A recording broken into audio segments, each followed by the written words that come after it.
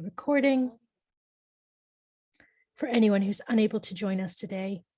So I just keep seeing numbers filtering in, so I'll just wait another minute or so.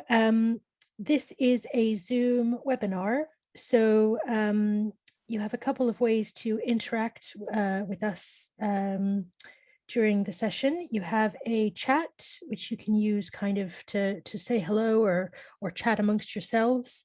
And then there's a Q&A functionality, which you can use to submit questions for myself and Tim. And so I will go ahead and introduce us as speakers. Hopefully I can, there we go. I can start my video and say hello to you all.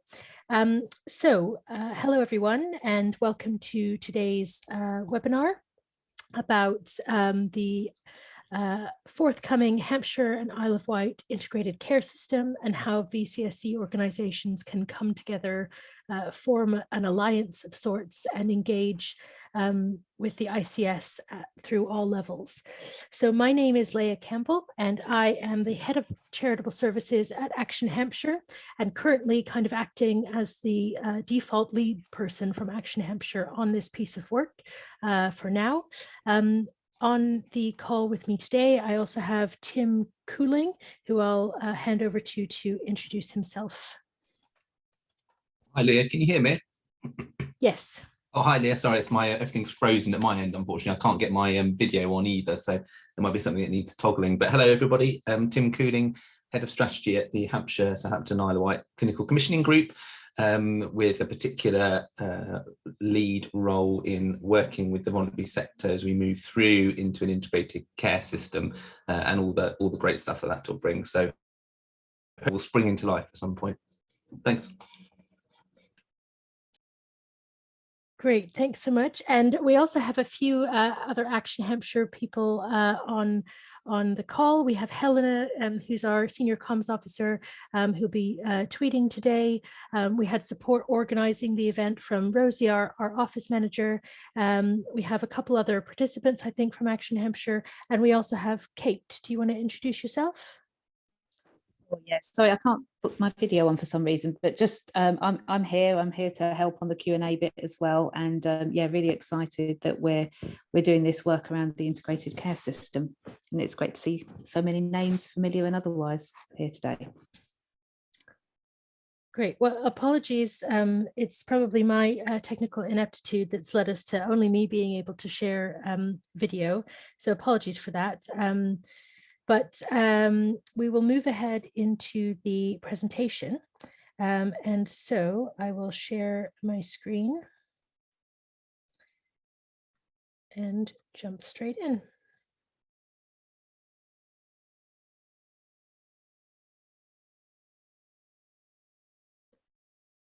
Okay, so firstly, I'll just tell you a bit about the outline of today's session, which is going to take somewhere between an hour to at most an hour and a half.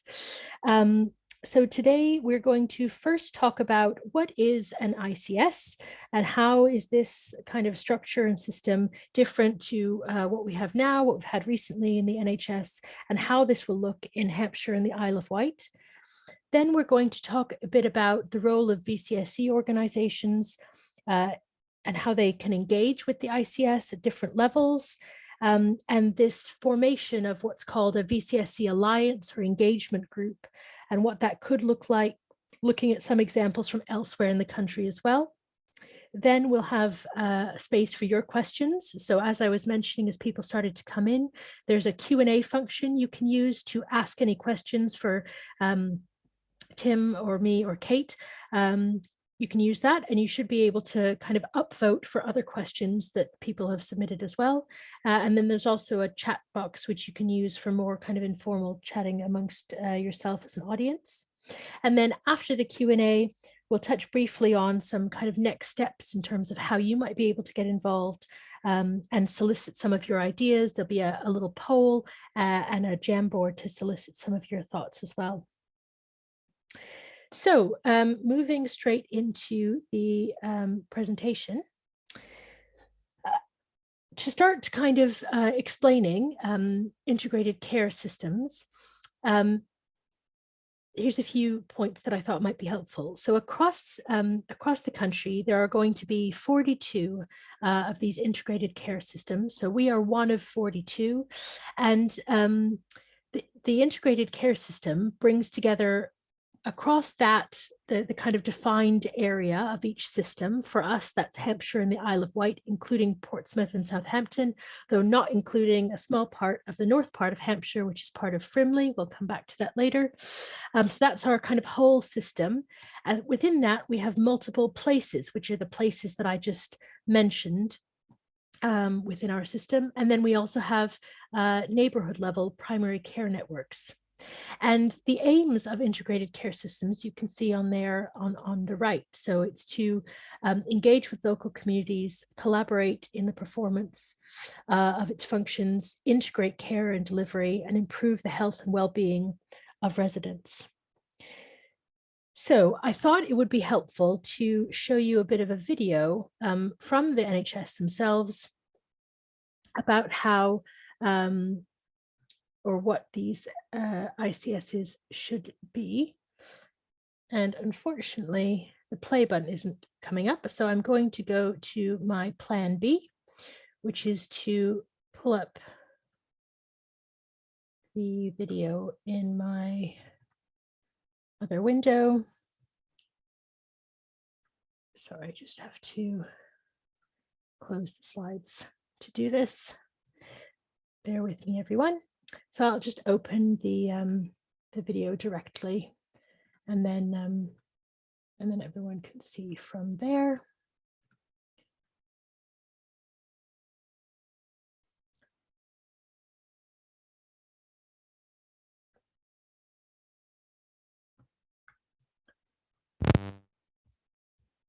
Okay, so this is a video from the NHS that just explains a bit more about integrated care systems.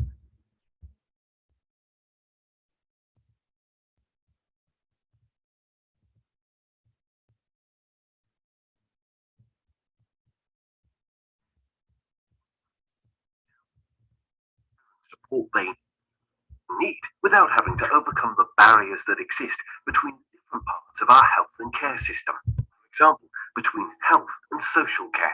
What can we change so that our health and care system becomes even better at helping us all to stay healthy? This might mean health and care professionals acting earlier to prevent illness and working in partnership with other sectors to tackle some of the causes of ill health. For example, poor housing or unemployment. Access to joined-up care and support has been a challenge for many years. One of the lessons from COVID-19 is that people need support that is joined up across local councils, the NHS, and voluntary and community organisations. Our best outcomes have happened when organisations have collaborated, sharing resources and making decisions quickly to provide the support that local people need.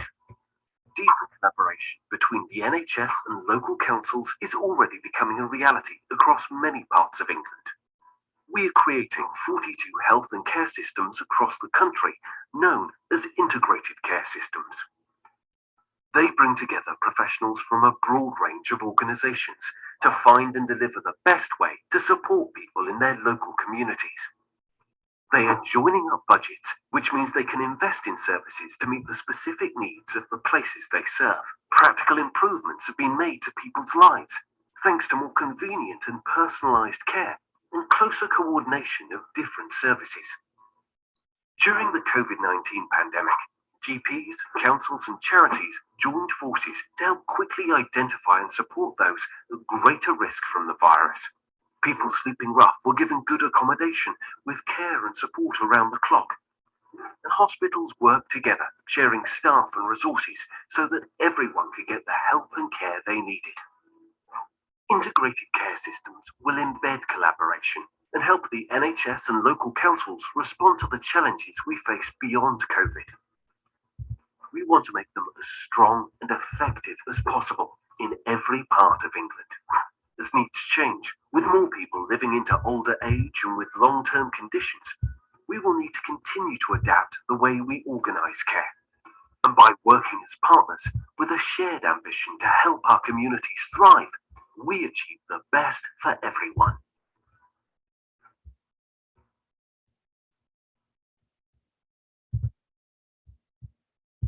Okay, so to start putting that into a bit more of the specifics, I'm going to hand it over to Tim and turn my. Welcome to the MTech Access Words.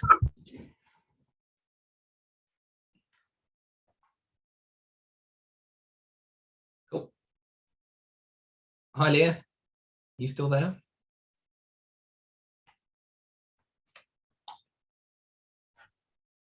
Sorry, the next video started playing, and so I muted myself to spare you all from that. Hi, Tim. Glad we can see you now.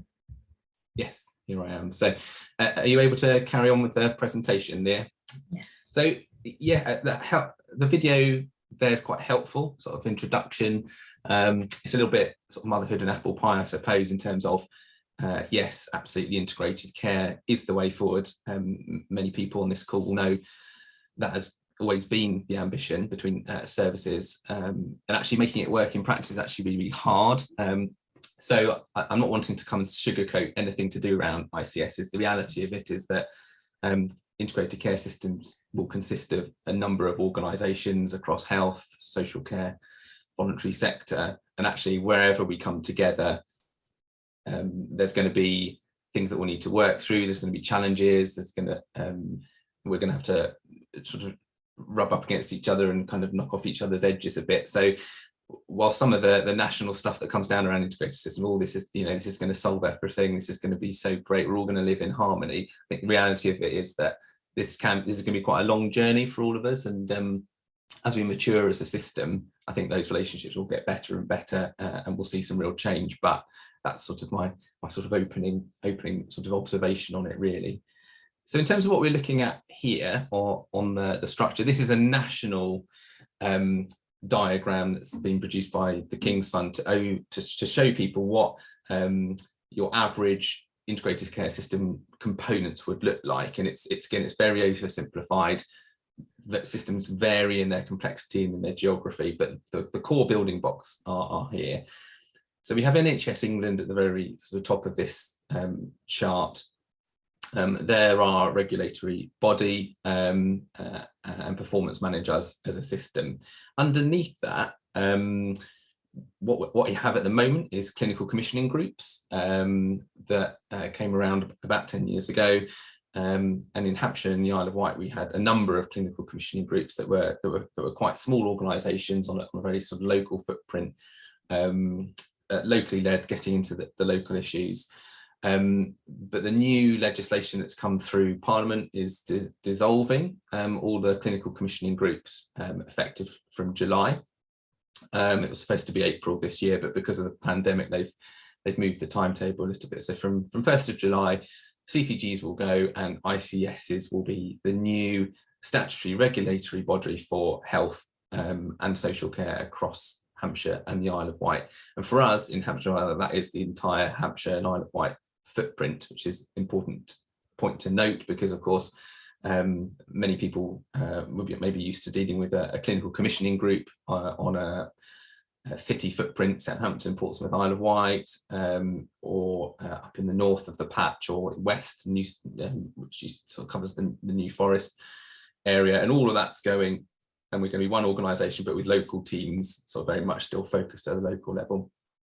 So at the very top of what an ICS will look like is the Integrated Care Board, which is on the left in the orange, and on the right, the Integrated Care Partnership. Now, the ICB is effectively taking on all the functions that CCGs did around our contractual relationship, our safeguarding relationship, or our quality function in health. And our functions as a CCG, and as a CCG employee, all my functions will lift and shift on 1st of July to the new ICB, and then the Integrated Care Board will be the new organisation that employs me. And we're not used to sort of having boards in England, but if you go to Wales or Scotland, they have health boards that run their health services. So actually we're sort of falling more in line with how that's organised. and so a lot of things will lift and shift, and so there won't be this huge change about how health is delivered and managed at a local level on the 1st of July. But for me, the really interesting bit is the bit in purple, which is the Integrated Care Partnership. And this is a brand new statutory committee, which is predominantly convened by health and social care local authority partners. And also part of that bringing in other wider stakeholders, including Health Watch, voluntary sector, police, fire, and SCAS, our ambulance services, to have more kind of joined up conversations about how we meet the needs of our population more broadly outside of just health services. So think of the orange ICB sort of being very NHS, very health focused, and dealing with part of our challenge in Hampshire and the Isle of Wight. And the purple bit, the ICP, is a really big kind of cast of everyone involved in this room, probably at some level, really getting into the wider determinants of health, all the things that voluntary sector particularly are really good at in terms of working with local communities, hearing from seldom heard groups, all that kind of stuff will sit in the remit of the ICP. And on this diagram, they look quite even and level, but the reality of it is that ICP bubble is going to be much bigger than the ICB bubble. So the ICB is just part of what we're trying to do. The purple bit will be very, very big. Now, underneath that, there'll be all sorts of ways of people coming together. We've got health and wellbeing boards, which will remain, and people may well be involved with those, local authority footprint.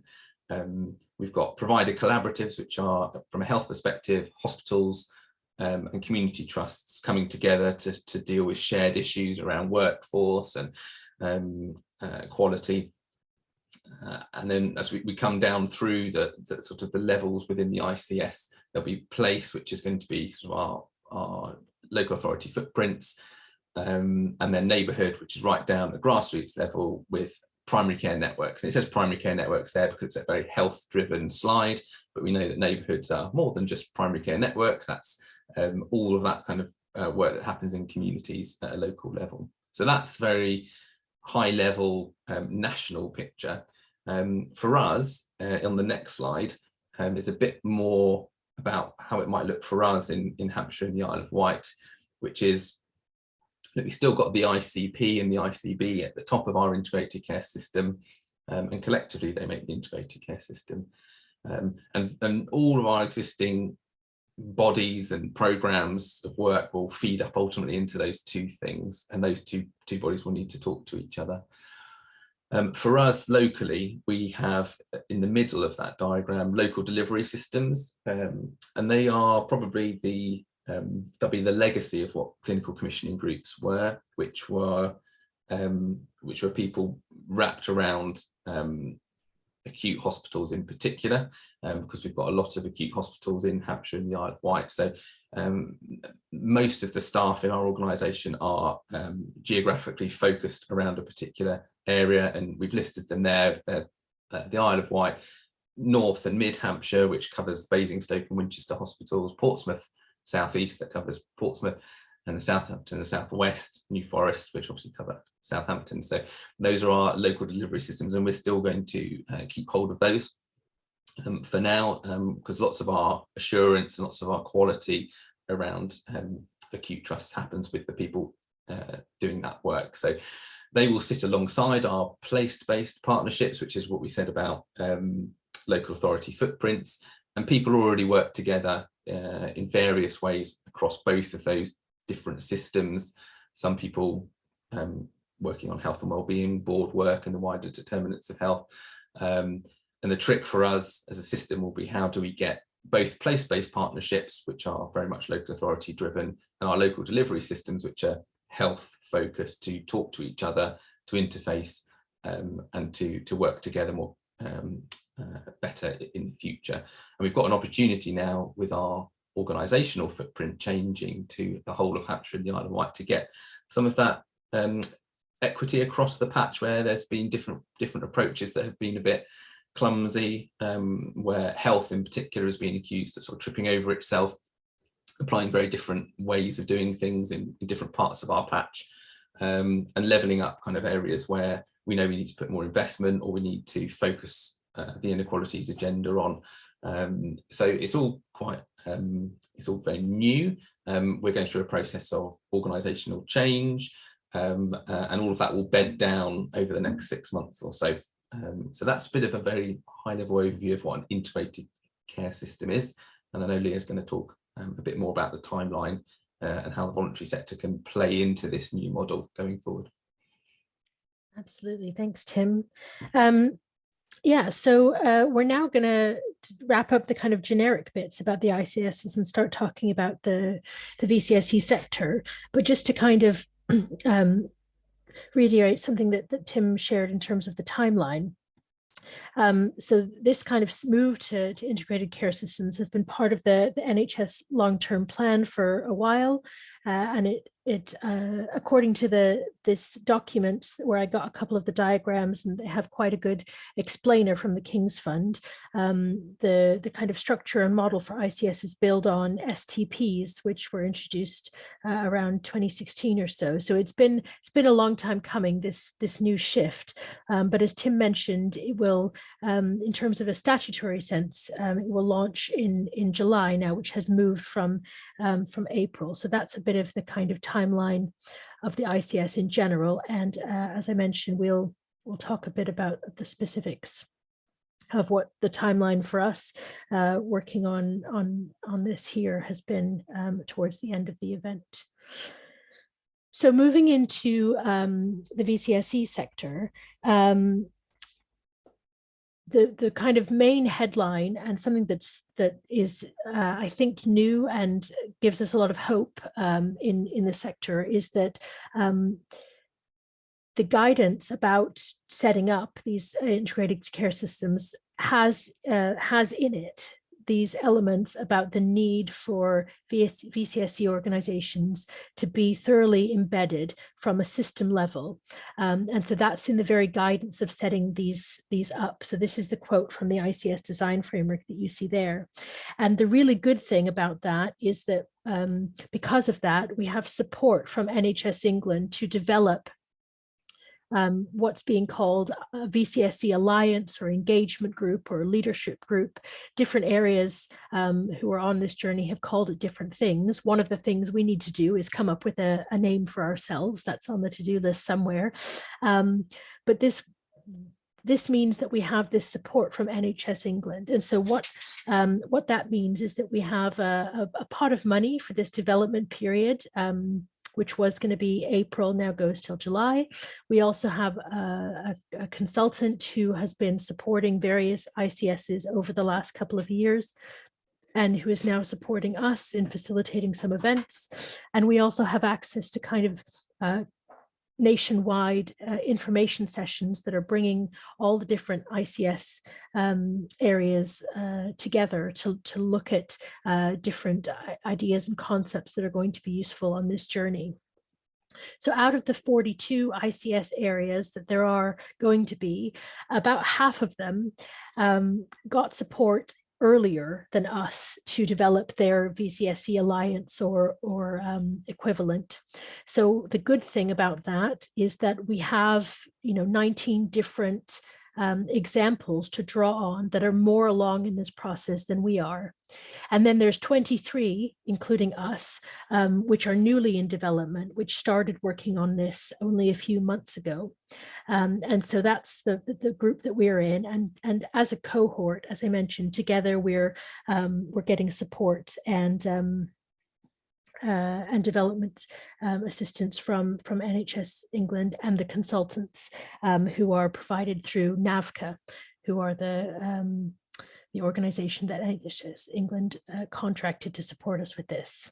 So one of the ICS areas that's already a bit further along this journey is the Northeast and North Cumbria, which if you think that we are a large patch in Hampshire and the Isle of Wight, I was actually on a kind of sharing call with the folks in the Northeast and North Cumbria, and actually was feeling quite thankful about the size of our patch when I realized the size of theirs.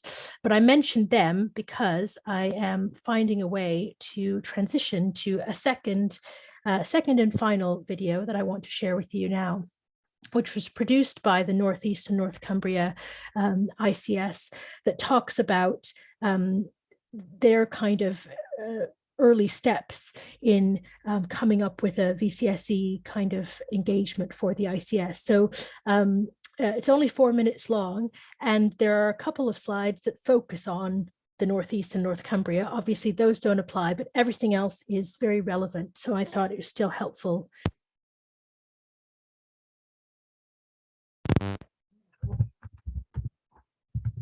And also, as I'm doing this, a reminder that you can put questions in the Q&A, and then we'll get to them once these slides are through.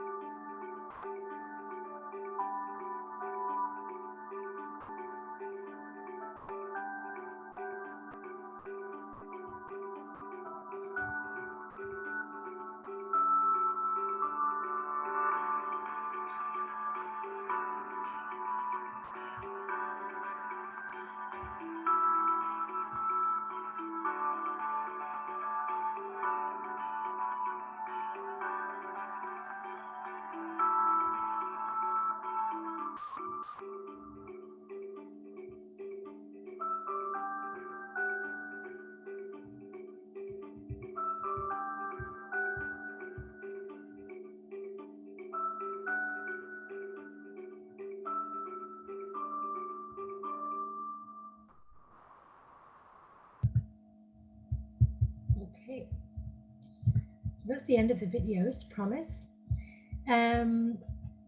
So I'll just get the slides back up and running for us. Can keep going.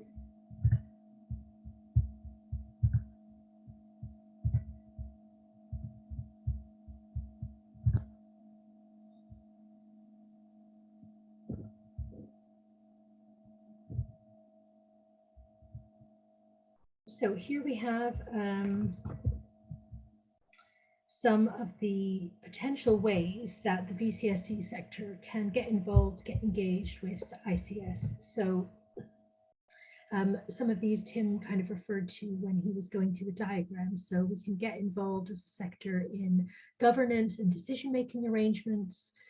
We can support the capability and functions of the ICS to be delivering. We can get in kind of system-wide and strategic thinking and kind of workforce planning and those sorts of things. We can have a role and a voice in shaping, improving and delivering services, developing plans, focusing on tackling kind of wider determinants of health, and also in population health management in terms of getting information, sharing data and sharing insight and real understanding, which is something that the sector has a plethora of.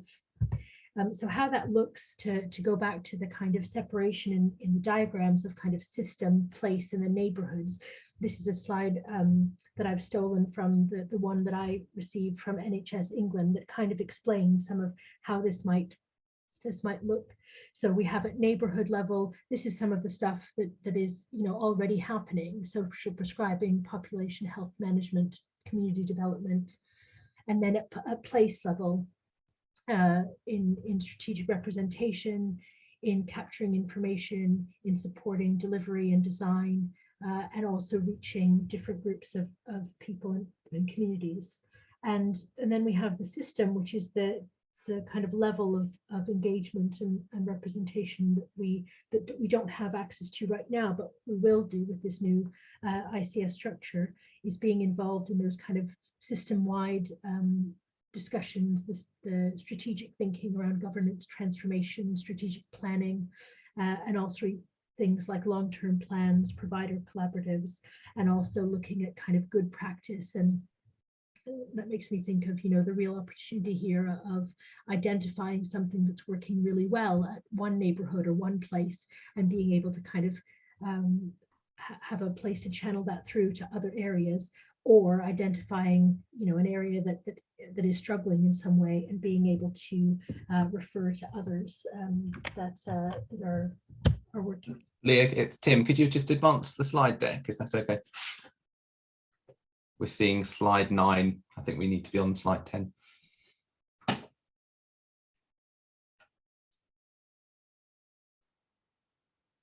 Did that work? No, we're still looking at slide 9. I certainly am. Let's see. Try swapping them again. That's better. Okay, there we go. Excellent. Thank you. Yeah, so that's the neighborhood, place, and system level examples of the sorts of ways that we might be able to kind of get involved, and in some ways that we already are, but that we might not be kind of consistently or across the whole area. So in order to kind of play these roles, as I've mentioned, and the video kind of highlighted, what we need to do is form some sort of structure so that we can engage with the ICS, because it's not feasible or kind of practical to just have every one of us as VCSE organizations just kind of, you know, show up to every meeting or be consulted every time. So we need to form some sort of structure to engage with the ICS. And so through the kind of work of CVSs, of which Action Hampshire is one of several operating across our whole patch, but the one with the biggest kind of footprint compared to the district level ones or the ones in the Isle of Wight and Southampton and so on. Action Hampshire has offered to be the kind of convener for this stage of the development, which is why we are presenting this and why we've been working on this. And that's on the basis of our involvement in something called the Hampshire Leadership Forum, which many of you might know of. And when I spotted the participants list, some members who sit on the Hampshire Leadership Forum are here at the session today. So if you have questions about that, we can find someone to answer them. But on the basis of us having kind of convened that for a number of years, we put ourselves forward to act as the convener for this process. And again, to reiterate, we're one of 23 areas receiving this development support and going through this process at the same time. And so for the next couple of slides, we thought it would be useful to kind of reflect on where this started. And because I only joined Action Hampshire in June, we're going to turn back to Tim to share his thoughts about kind of locally what the process has been so far. Yeah, thanks, Leah. And even 2 years ago, it seems like a lifetime ago, pre-pandemic, as a CCG, we were having strategic conversations between ourselves and local authority in particular around how we better engage with the voluntary sector as part of our commissioning, how we better embed them in everything we try and do. There's a few points there about some of our ambitions, which were looking to see how we could use the sector to really address some of those wider determinants of health. How could we do better collaborative commissioning? How could we really co-produce services together, not in a tokenistic way, actually properly, and invest in the sector to do that? And that would involve other NHS partners as well as primary care networks and local government. But then it would be more of a formalised way of doing that with the voluntary sector that could involve an MOU type arrangement. And we had Manchester as an example of an area who had rolled out an MOU with their voluntary sector in health and had formalised structures about how they worked with the sector, and then how the voluntary sector would be represented within the commissioning and at what level. So that's where we were having those discussions pre-pandemic, and then the world went upside down, as we all know. Everything sort of went on to pause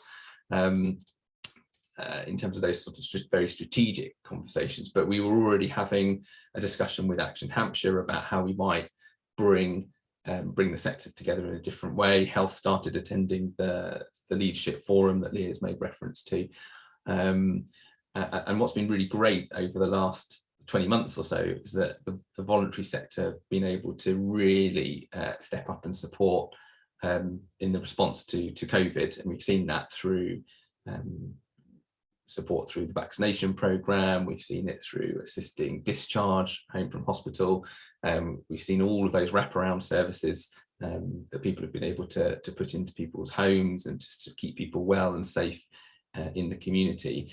And what's great is that I think for people in health, because I can only speak for health, who perhaps hadn't bought into the value that the voluntary sector can bring as a delivery partner in the system, their eyes were made wide open to how responsive the voluntary sector is, how much value it adds in the system, and how responsive it can be in terms of stepping up and when people really need them to, in terms of getting into communities and wrapping around people. So when last summer ICSs were formally approved through government, it was the right timing in terms of us people in the system who were working with the voluntary sector to say that, you know, we've worked with the voluntary sector, this is a great opportunity to do things differently because we've got new legislation coming through. Yes, let's use this as a moment to really embed it. And as part of the new legislation, they have stipulated that the ICS needs to form a new voluntary sector alliance, and that came out last summer. And there's some guidance on that. There's no prescriptive way of doing that, and we're going to get into the meat of what that looks like with some of you hopefully over the coming months. But it's become an absolute must do. A prerequisite for forming the ICS is that you need to establish a new alliance, a new way of working with the sector to bring them into the conversation on a more statutory formal footing where that hasn't existed before. So the good thing for us is there's been a renewed focus about how we do that. How do we bring communities alongside us to help with that decision making? How do we get community engagement right as we go forward in the ICS? there's been a few bits and pieces that some of you may well have been involved with over the last year or so that have been driven by the CCG Comms engagement team. There was a new Routes to Action seminar that was held over last summer, which again was about trying to bring communities closer into the conversation and trying to build some of those networks across the ICS.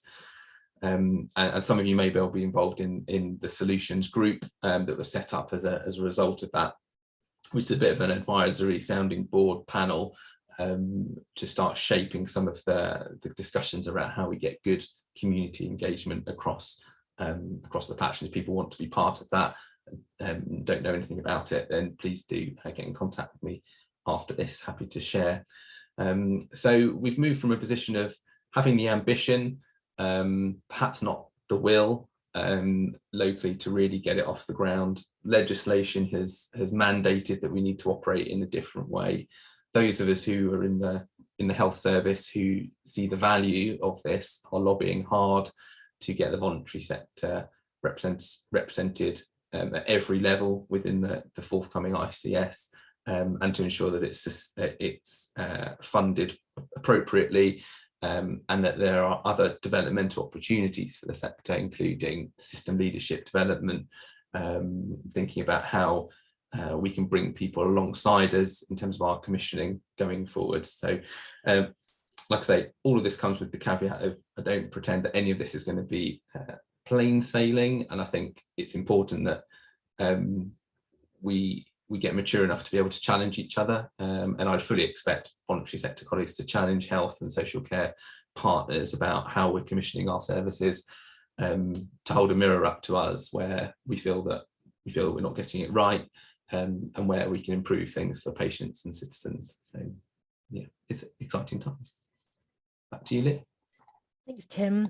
So the final section that we're going to present is just a few examples of what other areas are doing in terms of models and how this looks. And I decided to include these because I think it helps to make it feel a bit more practical and tangible in terms of what this could actually look like.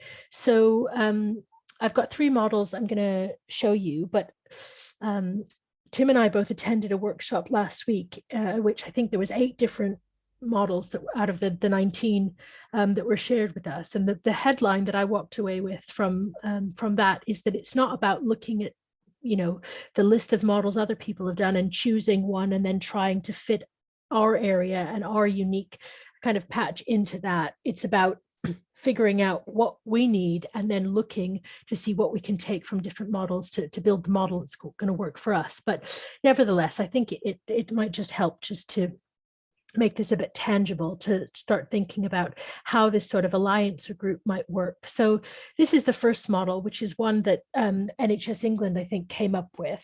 And some of the areas have adopted something similar like this. It looks similar to the other diagrams you'll have seen, where you've got the primary care network kind of neighborhood level stuff feeding into place level stuff, and then a system-wide leadership group, VCSE Alliance, some sort of name like that, which then feeds into the strategic ICS decision-making stuff, and potentially contains also some different work streams that might focus on particular thematic issues or kind of cross-cutting themes. And so the advantage of this is that its model is very clear and straightforward. However, it might not be the most agile one. And there's also a question of kind of how you get VCSE organizations who are very engaged in neighborhood level or place level stuff into those system-wide strategic level decisions. How, who gets to be in the purple box, and so there might need to be a kind of process of elections or kind of process around that, which might take time to sort out. So another example, this one is from Northwest London ICS. And so theirs looks similar to the diagram I just showed, but they have an additional layer. So how they work is that they have VCSE organizations engaged at neighborhood level, which then feed into the different place. So they have all the different boroughs that form their ICS here. And then organizations engaged at that place level, if they have the interest and capacity, can get engaged in a system-wide strategic group who then vote on who gets to be part of the leadership group, and then that feeds into the ICS board and so on. So they kind of deal with that, who ends up being involved in system level by having a kind of extra level of nominations. The interesting thing about the Northwest London model as well is that they have 3 tiers of membership for VCSE organizations. So they have full members who have the capacity and interest to commit to strategic time. So they're able to put themselves forward to be on that strategic group. Then they have associate members who can commit to place level engagement. And then they have partner or affiliate members who don't have any ongoing commitment to be engaged in this work, but they might be a potential partner depending on the issue or the time or the project and so on. And then the final model is this one from Suffolk and Northeast Essex ICS. They have more of a non-hierarchical, I can never say that word. They're not fans of the hierarchy. And so they have 3 different types of roles in terms of what different actors are doing. And these roles aren't specific to VCSE organizations. This is a model that the whole ICS is using. So they have the oversight role, then they have the enabling role and the transformation role.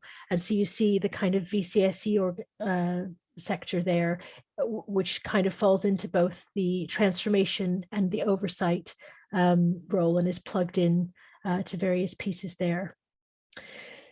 So those are the 3 models I wanted to share. And on the to-do list, which I'll come to in a bit, is looking at those in more detail. And so if your interest is really piqued by seeing a few of those and you want to be someone who's involved in looking at those in more detail, then there'll be an opportunity at the end to kind of, let us know what you're interested in getting involved in.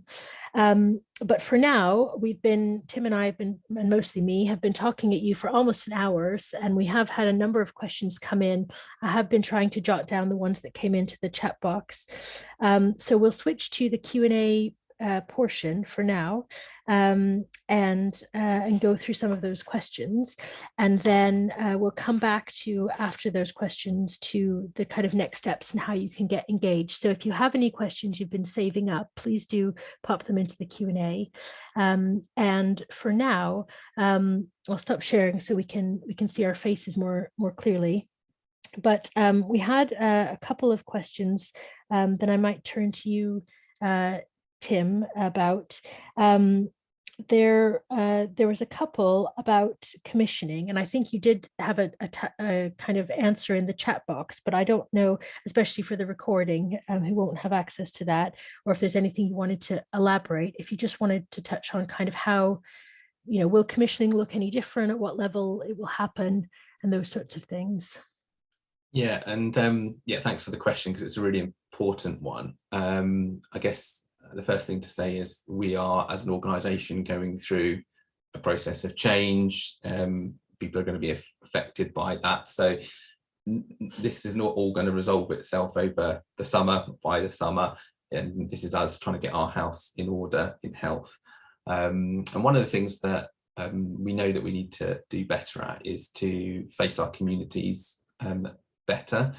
So part of the reorganisation in terms of staffing will be, how do we get good commissioning managers talking at a local level with their equivalent district and borough partner, their equivalent voluntary sector organisations, health, and how do we build those relationships at a local level? So taking the best of what the ambition was for clinical commissioning groups, which was to be rooted in their communities and very hyper local.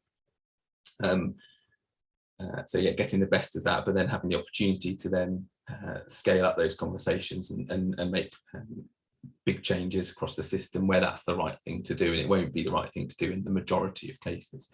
Most of the commissioning will still happen at a very local level, and expect that to be the case. So we know we've got examples of good practice where that happens within the Hampshire patch, and we know we've got some gaps in other parts of the patch where people aren't having those sorts of joined up conversations and the relationships aren't as strong. So we're going through a process of trying to take some of the best practice and try and replicate it out. My personal ambition, it might not happen, would be that we have good commissioning managers, sort of man-marking people at a district and borough, county and city level, so that we've got people in the right spaces, and that those districts and boroughs, certainly in the Hampshire County Council patch, have got their own health and wellbeing forums where they're discussing those issues that are particular to them.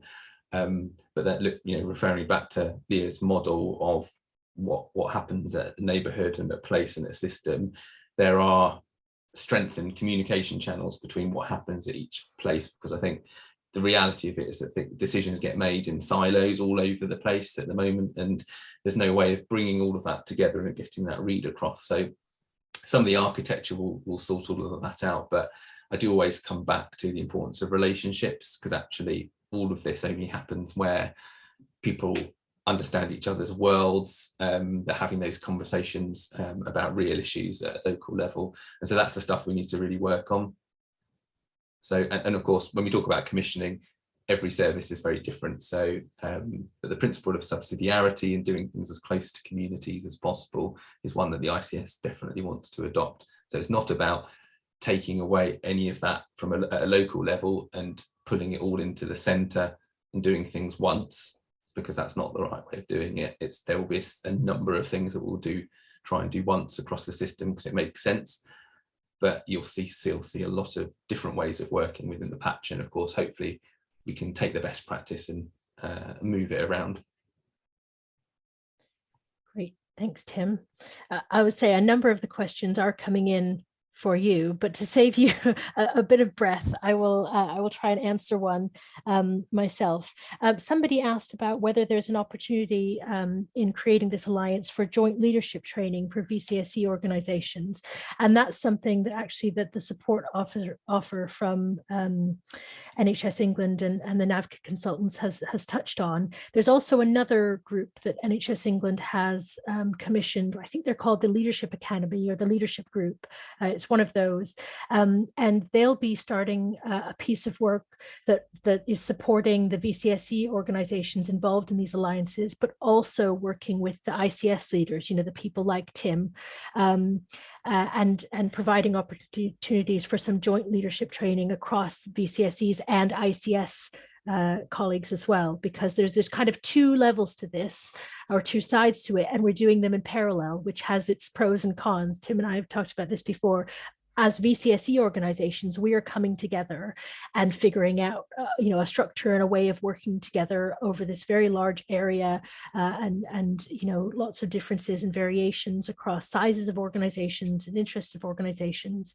And at the same time, we're trying to come together with NHS colleagues and those working in the ICS who are themselves going through a process of changing, the structures and ways they used to work. So the short answer is yes, there is opportunity for that, because the good thing about this is that VCSE organizations are very much in control of what's happening with the development of this alliance. This is being led by us at Action Hampshire, a VCSE organization, on the basis of very much wanting kind of wide involvement and consultation. So if joint leadership training emerges as something that is top of the list, especially as we kind of figure out who will be on that kind of leadership group, at least for an initial term, that absolutely sounds like a sensible thing to do, and so that's something we'll be able to kind of work into the plans.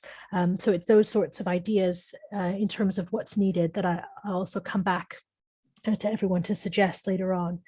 So thanks for that.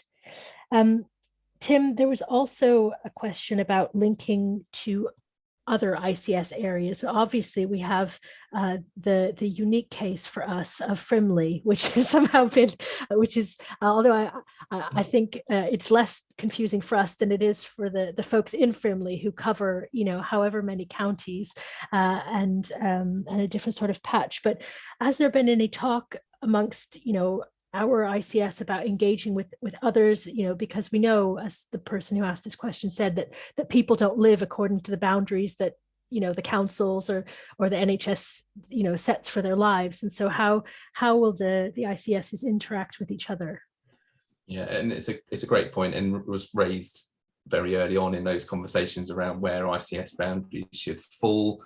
There was a very strong push from us in Hampshire to try and make the ICS coterminous with our local authority boundary, because that made the most sense, but the Secretary of State thought differently. So for people who don't know, the Frimley part in the northeast of Hampshire has been put into Frimley ICS, so we don't have a coterminous boundary situation with Hampshire County Council, and so the council have to effectively engage with two ICSs. But what we do have is very good relationships with people like Patricia Hughes, who's the Chief Executive of Hart District Council, and sit across both. And we use them to make sure that we're getting that cross talk as well. And we work quite closely with health colleagues in the Frimley system. In fact, today, even there's a meeting between my boss and the Executive Director for Frimley Place today, and they've taken joint presentations to the Health and Wellbeing Board to talk about how they're going to work collectively together. So yes, the ICS for us is our organisation. That's going to be our predominant focus, but we do need to manage the relationships around us, and that goes for people in Sussex as well as Dorset, and kind of all around us, because there are services that straddle that wider geography. And there is specialised commission that happens on a whole southeast regional basis. So yes, there's lots of things to manage, lots of stakeholders in the system. For me, again, it's about the relationships, trying to really nurture those, not focusing too much on the structure. I think the architecture enables the conversations to happen, but then we have to move quite quickly into forging those relationships. And just really keen to hear the voice of the voluntary sector in the ICS going forward. Great, thanks, Tim. I have to turn back to you again, but again, many of these questions are very, I think you'll have better answers than I will. Someone has asked about patient voice, and obviously here we're talking about how VCSE organizations are going to be engaged in the ICS, and that, that's part of the role that VCSE organizations who are engaged with, communities, residents, patients can do. But what other, discussions or plans are there for patient voice to be kind of represented and embedded in the ICS? Yeah, and so we're particularly focused on building the alliance, which is a defined structural thing. But there are other focus groups that, particularly the comms engagement team, focusing on around particular groups of people who we know we need to hear more from, and trying to create space to speak to people either because of their general experience as a patient in a particular area, or they bring something unique to the conversation around their lived experience, but also people who are people who can get involved with actually delivering services as well at a local level. So I don't think there's going to be one way of doing this. I think the bit that I'm particularly interested in is building the architecture for the alliance, because I think that raises the profile of the sector. And I think when we talk about representation within the alliance, we shouldn't just think about organisations, we should also think about individuals who can bring lived experience around certain things as well. And what I would want in my utopian view of the future is that when the Commissioner in Health wants to make a service change in any particular area, they would automatically have to come through the alliance to ensure that they're hearing the voices of people with lived experience, or particular organisations that will have a focused interest in developing that particular service area. And that would become a cultural way of doing things. That's the cultural change I want to get to in terms of the health and adult social care commissioning. We also work closely with local authorities with all of this. So ICSs are also local authority co-owned or statutory instruments, and they have their own ways of connecting with communities as well. And so we need to do a bit of a look across to look at all of those different mechanisms and see if we can tie it together in a way that makes sense for both local authorities and the health system, so that again we're not tripping over each other, asking people all the same things, and not running the risk of consultation fatigue as well, so which you'll all be familiar with in terms of your own spheres of influence. So like I say, we won't be getting any of this right by the summer. We're going to have a go at putting some building blocks in, and then it will continue to evolve as we go forward. Thanks, Tim. Since you mentioned the local councils, there's two different questions that have come in, but both relate to councils, but at different levels. Similarly, we've got the kind of neighbourhood, place and system on our diagram. There's obviously, there's the county council, then we've got district councils, and we've also got parish and town councils. And there's a couple questions just basically about kind of how engaged different levels of councils have been. And I know that you're working more at the system level, but do you have any kind of insight about kind of how that engagement is happening? And it's a bit to the side of what we're focusing on with the VCSEs, but obviously many VCSE organizations work very closely with parish and district councils. So they're keen to know kind of if they're on board with this, engaged with this, that kind of thing. Yeah, and I think it goes, I suppose, just what I said before around local authorities and the role that they play in terms of their communication networks. Historically hasn't been something that we've been very good at, I don't think, in health, in terms of engaging and getting the sort of that democratic engagement at a local level, because I think people in health see that as very much the domain of local authorities. But as we move into more of an integrated system with each other, we know that we need to kind of use those levers and start to engage on with people at that level as well. I'm not a comms expert. Other people would be able to tell you a bit more about what we've got in place already around how we do that. But all I know is that they're working hard to try and lever that with the local authority, particularly using their existing networks, so that we can talk about ICS kind of collectively, health and local authorities together, and bring that parish council view into it as well. And I'm always mindful that when we talk about a voluntary sector, I mean, it's difficult to encapsulate it as such a big beast, isn't it? I think we have like nearly 10,000 organisations in Hampshire and the Isle of Wight. But what I'm always mindful of is the majority of those operate at a local, very hyper local level, and that's the thing that they're most interested in, is their very local communities. So we'd be foolish not to engage people at that parish level, wouldn't we? Because that's where most of the activity is taking place, and that's where a lot of the organisations operate out of. So absolutely need to get better at that. There's another one that I might be able to answer, so I'll go for that. So this is a question about will the VCSE Alliance be able to look at kind of gaps in provision in different, I guess, places and neighbourhoods.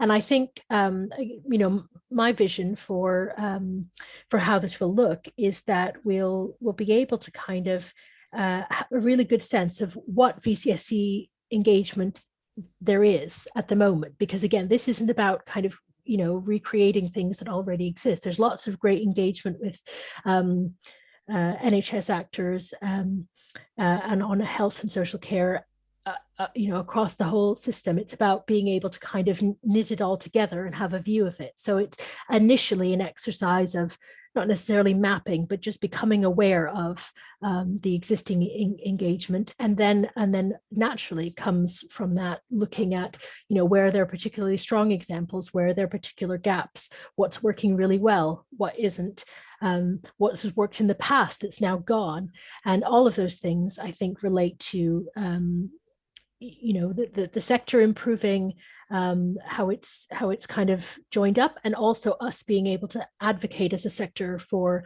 to the NHS colleagues to say these are gaps that we're seeing, these are struggles that we're seeing, and so on. So I definitely think that would fall within what the Alliance can aim to do. I don't know if you have any thoughts on that, Tim. Yeah, and I was just going to draw attention to the Population Health Management Programme as well, that CCG is involved with. So I won't go into the detail essentially, but we've contracted an IT provider to really drill down into and provide us intelligence on our populations at a very hyper local level. So in health currency, we talk about that being a practice or a primary care network level, and we've started to work alongside public health to pull together data packs of our populations on that sort of footprint. Now we've got some opportunity for the voluntary sector to plug into that programme, and Leah will share that in due course, because we're working with Action Hampshire again on that, and Action Hampshire on Action Isle of Wight. And what we want to be able to do then is to look at a population at that sort of footprint and say, so these are the inequalities that exist. We can see that we've got particular challenges with this population, and if we get the mapping right, we'll be able to pin it down to a really local level. And then the opportunity then for the voluntary sector to actually step in and be a service provider in that, or do an intervention, or work alongside GP practice or an existing statutory service, or I think there are lots of opportunities to come alongside. And of course what that means, of course, is opportunities to be commissioned, which is great, and certainly one of the big strategic ambitions from my point of view is to do much more commissioning from health in communities rather than in hospitals, because hospitals serve a purpose, absolutely, but with the focus moving more and more towards prevention and keeping people well and safe, we need to put our energy into actually preventing people becoming unwell in the first place. And there's so many areas that we could get into, isn't there, around how we can do that. And many of you on the call will be involved with delivering services that do exactly that. So I think it's part of the cultural change that we need to make around where we put our energy and where we put our focus. And I'm glad to say that we seem to be winning the argument, which is great. But we need champions for the voluntary sector to keep challenging us to keep on that trajectory. There was another question that's come in about will the ICS continue some of the work that exists currently in terms of focusing on the health needs of particular groups? And the question asked specifically as an example of the age well work and work to support older people.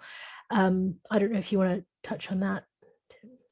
Yeah, absolutely. I think obviously we would all recognise that we've got an ageing population, and the priority is going to be to keep those people well and independent, and living, meaningful lives in the community as long as we can. So that's not going away. It's definitely not going away. I think there are also opportunities for us to work with the sector around securing additional funding for all of this sort of stuff. So I've had conversations with colleagues in police this week, for example, and the Office of Police and Crime Commissioner, about how as partners in the system we can work together to submit joint bids on some of this kind of work, and if we get everyone signed up to it and we have a model of how we might deliver it, which demonstrates good integration, mature relationships, actually we stand a better chance of actually being able to draw money into our system, I think. So some of it is about how do we as local commissioners commission better. Some of it is how do we as a system get smarter about collectively pooling our energy to access funding opportunities that sit outside of our system. And I think both of those things need to happen. And there might be stuff that we can do, particularly around the ageing well agenda, particularly collectively on that, because we've got lots of partners who are in that space, and getting that right is going to be of interest to all of us in the system. Right. And I think just to add, quite a few of the VCSE alliances that have existed or come into existence so far have, as part of their kind of structure, these sort of thematic cross-system working groups. And I think often those might focus on either particular population groups or particular cross-cutting issues. And so that's a further opportunity for VCSE organizations to kind of get together across the whole patch and be able to kind of coordinate in a better way. Of course, making use of networks that already exist. We're not just going to create, make a generic list and create new structures, but it'll be a way of kind of looking at what already exists and how we tie that back in together, and then what doesn't exist and how we can kind of create that together. So we've got about 15 minutes left. So I'm going to go to our what I saved for our final question, because it's a great one, and then we can move into the next steps one. And I'm going to bring in Kate, because you've not had a chance to answer any questions, to ask you for your thoughts, because I'm curious. This very excellent question is about kind of, so the models, show us what the process might look like, but what are we actually hoping might change with this? And Tim did hint at one example of the culture change one, and I scribbled down some thoughts myself if I have to. But Kate, when you first heard about this, and especially knowing that you used to work in the NHS, what do you hope will be different about this? So, I mean, I think it goes back to one of the other questions that someone else raised as well about patient voice and resident voice. And I think there's a distinction there, but I think the VCSE input and engagement in the system is another way for those voices to be amplified and heard in different ways as well. So my background in the NHS is around patient and public engagement, funnily enough. So I think that's really, really important. I think the other thing is the voluntary sector already does a huge amount of work around health and social care in different ways. And this actually creates a model in which that can be recognised. And I know we have talked a lot about structures, and we've talked a lot about the building blocks of structures and stuff like that. And what we haven't talked about are health outcomes.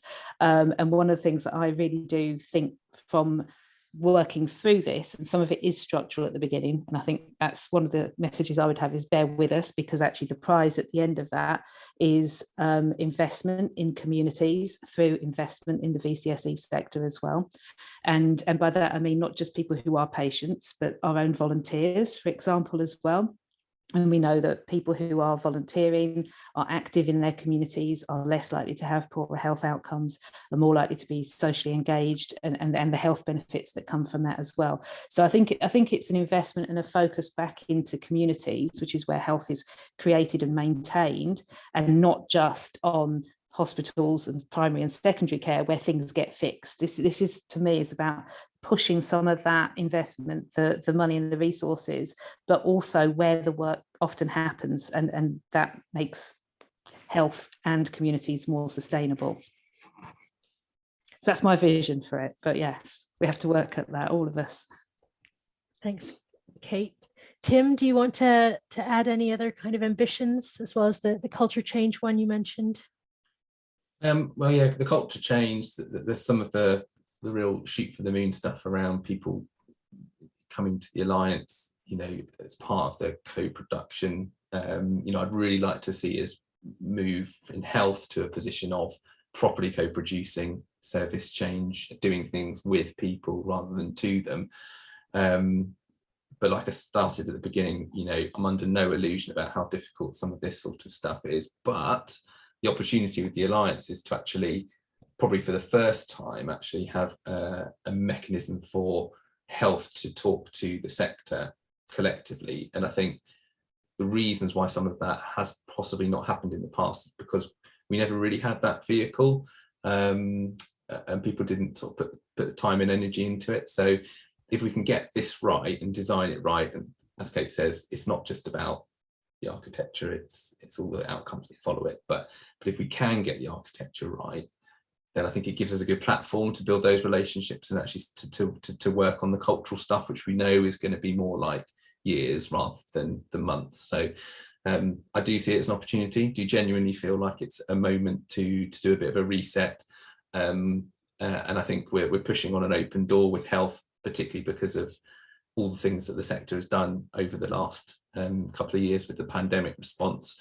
I use the phrase, well, its stock has never been higher, which is, that's sort of how I sort of see it within health. So, I'm going back into my organisation saying we need VCSE here, we need them in the top table, we need them in the middle and the bottom table, we need them all over the place, and everyone's saying absolutely this is what we need to be doing. So we're pushing on an open door at the moment, so let's grab it.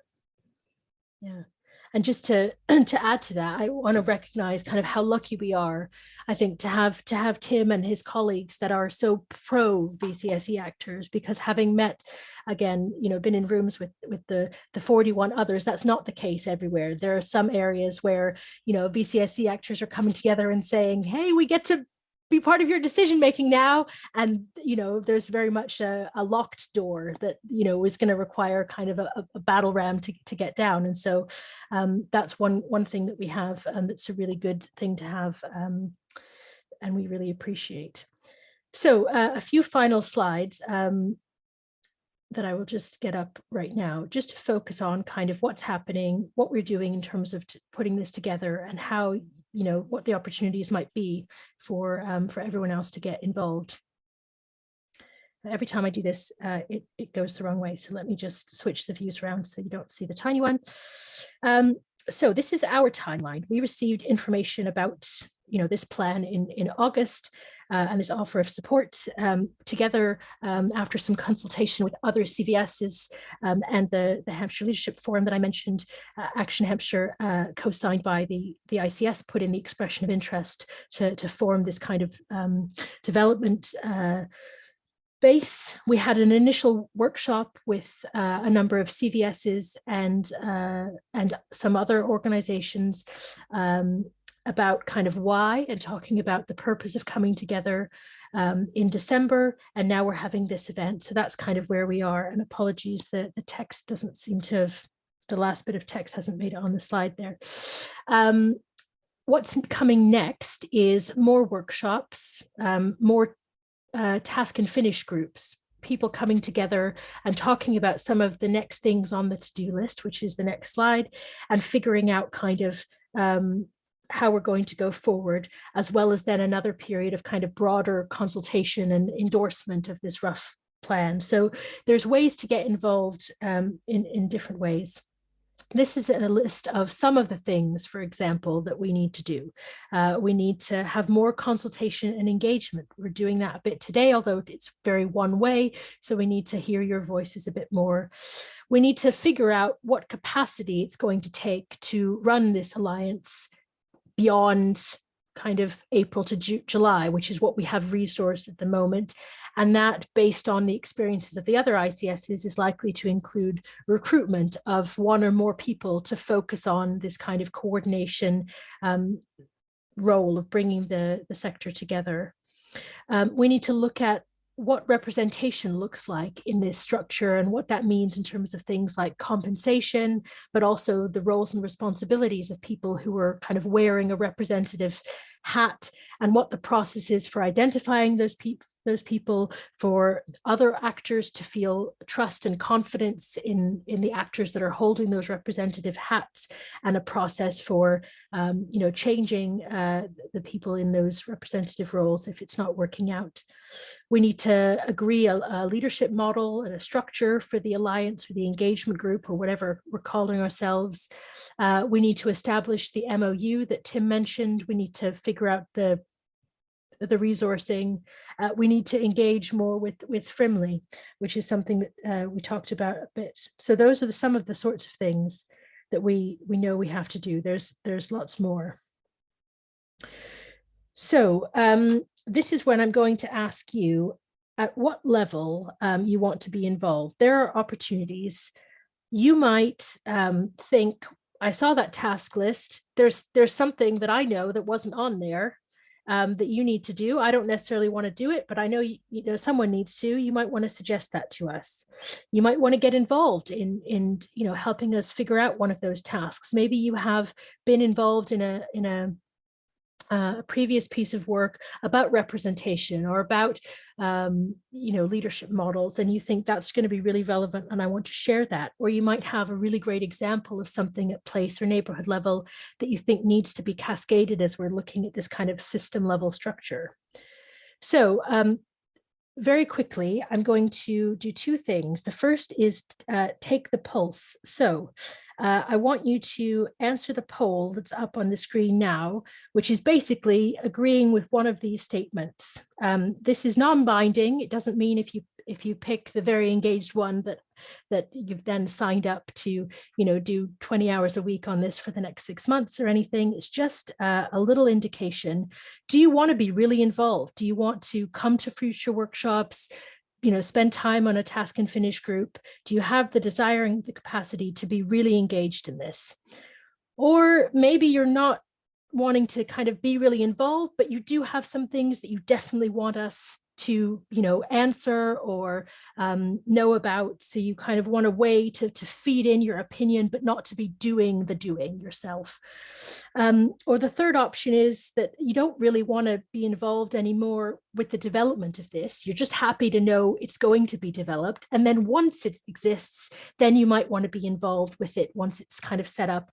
And there is a fourth option on the poll, which I didn't bother putting on the slide, just in case you accidentally were scrolling around Eventbrite and you found this event and you sat with us for an hour and 24 minutes and you're really not sure why. Nobody's answered that one so far. So fair enough. The great news is that 80%, that's 21 people already are picking the actively involved one, which is great. It's great that so many people want to be involved because there's lots to do. And if we divide and conquer, we'll get it all done. So again, that's not binding, but what I will do is use that as a basis to follow up with people. So if you said you want to be actively involved, I'll send you opportunities to do that. If you said you don't really want to be, I won't reach out to you. If you change your mind, if you go away, tell a colleague about this and they say you're ridiculous, we should have been signing up to be involved, just send me an email. I'll put that up on the end screen. The second way I'd like to get your thoughts, and this one is a bit more interactive, is there is a Jamboard, which I'm going to attempt to post the link to in the chat now. So if you click on the link in the chat, or if you type in the bit.ly link on the screen, if you can't access the chat for some reason, then you will find yourself on a Jamboard, which if you haven't used it, is a fairly straightforward kind of whiteboard feature, which I'll try and pull up for everyone to see at the moment. There are 3 different slides on it. The first one is where you can add any tasks that you think we need to add to our list. So I have started it off. You'll see a couple of post-its when you get there. If you have any other things you think we should do, this is the task list here. You'll see a couple of them I've already put. Then in the left-hand window, there's a little sticky note function right in the middle. If you click that, a note will pop up. You can type what you want to say. You can save it and it will appear and you can keep going and then you can close it if you want. Figure out how to get rid of that.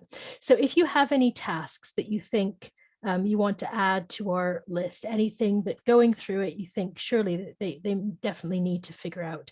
We're starting to have some in, lovely. Then if you go on the top, there's a next frame. If you're not sure if there's any more tasks, but you have examples that you want to share that are front and center, you've been thinking about them the whole session today, and you just want to get them out. Tell us about it just now. Say, what was the place, context, who did what, why is that relevant to what we talked about today? And just, your name, your email, something so we can follow up and get more information about that. And this is specifically around kind of the development of this alliance and group at this point. So have you been involved in some sort of design process that you think is really relevant? Were you involved in some other, NHS transformation work that you want lessons to be cascaded from? So you can fill that out on your example slide. And then the final one is, have you come up with a question that either we didn't answer, we missed it, or you thought of it the second I said this is the last question, that in hearing anything we said today is still an outstanding question for you. Put it here so that then we can see it. And everything on the Jamboard is anonymous. You might have noticed you've all been assigned anonymous animals. So I won't know who the anonymous alligator is and who's the chameleon. So feel free to ask your questions anonymously here.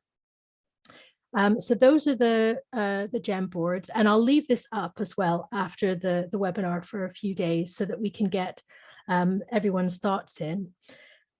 Just as everyone kind of, finishes filling that out, I'll just say thank you.